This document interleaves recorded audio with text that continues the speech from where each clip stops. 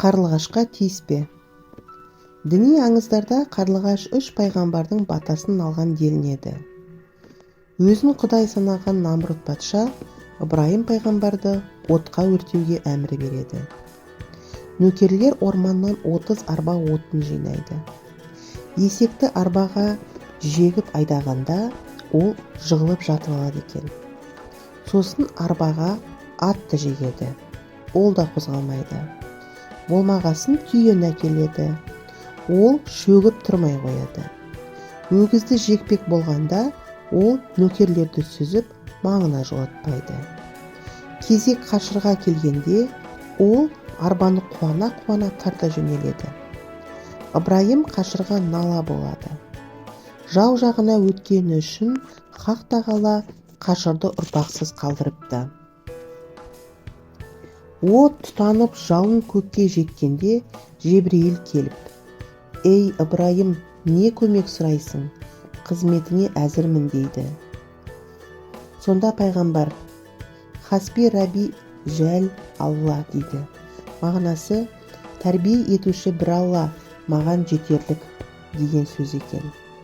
Осы сөзді айтқан кезде Тәңірі отқа: «Ей от, досымды саламат сақта, еш жері күймесін, жатқан жерін гүлзар бақ қыл» деп бұйырады.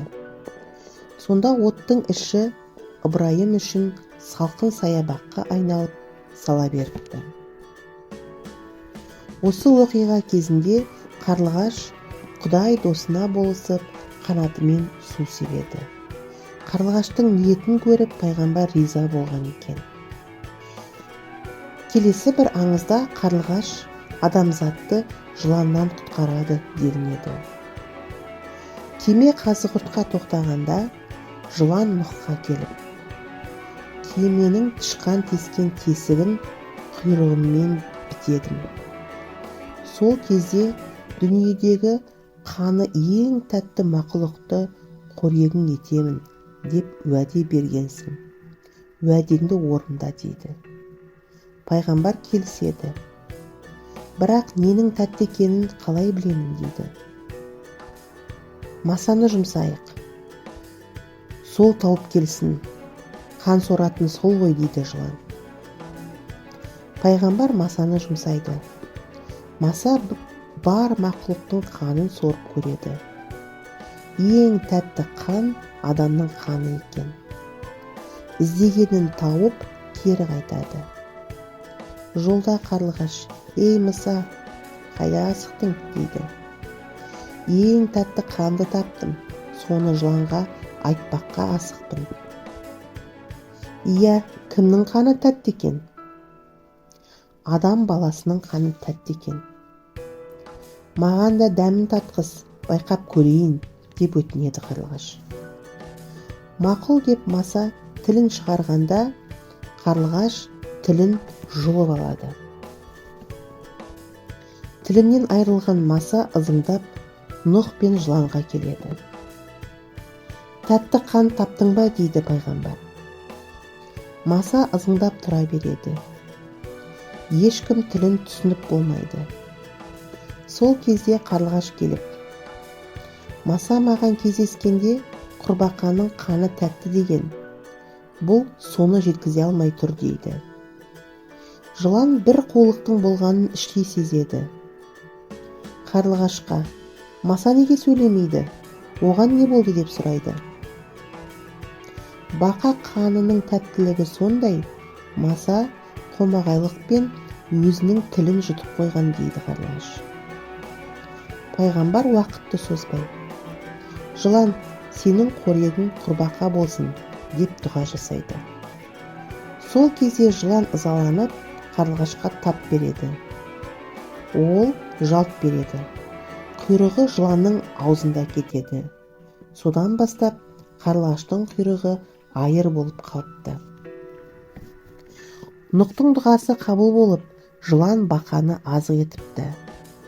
Нұх қарлығашқа риза болып: «Ұрпағымды жыланның аузынан сақтадың.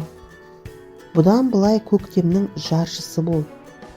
Мамыражай мезгіл сенімен бірге келсін» деп бата берген екен. Ел аузында сақталған тағы бір аңызда қарлығаш Сүлеймен пайғамбарға жәрдем етіпті. Сүлеймен пайғамбар жүзігінен айрылып, бір күнде диуанаға айналыпты. Бір күні жолда келе жатқанда оны бір топ маса талайды. Кезінде Сүлеймен халықтың қанын ішкен бір мыстан кемпірді өлтіріп, өртеп, күлін суға шашқан екен. Оның күлінен маса пайда болыпты. Масадан қашып, Сүлеймен бір ағашты паналайды. Сол сәтте қарлығаш көмекке келіп, оған араша түсіп, масаларды қуады. Сүлейменге су тасып, шөлін қандырады. Қанатымен желпіп, самал жел тұрғызыпты. Қарлығаштың пайғамбарға жасаған жақсылығы үшін ел оны қадір тұтыпты. Құранның Піл сүресінде баяндалатын Абил деген құсты қарлығаш деген екен. 570 жылы Йеменнің патшасы Абраха Меккені қоршайды. Сол кезде көктен қарлығаштар келіп, жауға тас жаудыртыпты. Тастан шошынған пілдер өз әскерін таптап, Абрахаға шығынға ұшырайды. Бұл кезде Әзірет Мұхаммед ана құрсағында жатыр екен. Пайғамбардың шарапатынан Мекке аман қалғады. Халық қарлығашты қадірлеп, қасиетті құстардың қатарына қосқан екен. Оның ұясын бұзбайды, өзіне тиіспейді. Қарлығаш босағаға ұя салса, құт береке келеді деп сенеді.